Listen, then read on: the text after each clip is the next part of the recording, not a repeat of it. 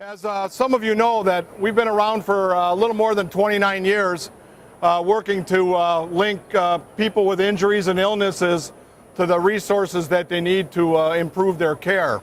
And we're excited tonight to make an announcement that Flight for Life has a mobile app called Flight for Life Central that will expedite and speed up the process of notification of our Flight for Life resources to scenes and hospitals with literally a touch of a button on a smartphone device.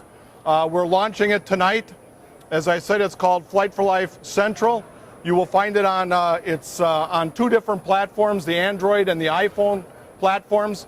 You'll be able to find it at the Apple iTunes stores and the Google store for your Android devices. It really will substantially decrease the amount of time from the time you make a decision in needing an aircraft until our aircraft gets to the location. We've set the app up such that it's not just used by EMS, but it also can be used by our hospital partners as well.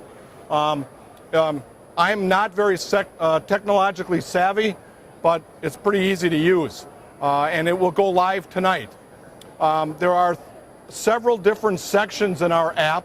The first one is the GPS notification. For those of you who want to alert and pre-launch an aircraft or decide you may need an aircraft, you open up the app, you hit the alert button, it sends your specific GPS coordinates into our communication center. Our communication specialist then contacts your dispatch center to confirm your request.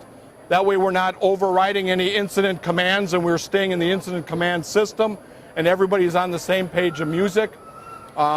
Then our communication specialist will also send back a text message to the person who's alerted us, letting them know that they did receive the request.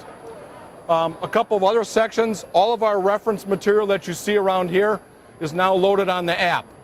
And so you don't have to carry around all the pocket cards. If you have a smartphone, all of the reference material is available for you, both the clinical and all the operational material, how to set up a safe landing zone, appropriate use of the air medical transport, and then all of our clinical cards are in there as well. We do have a section for our staff. Unfortunately, unless you're our staff, you won't have access, but it allows our staff to have access to all of our policies and procedures behind the scenes.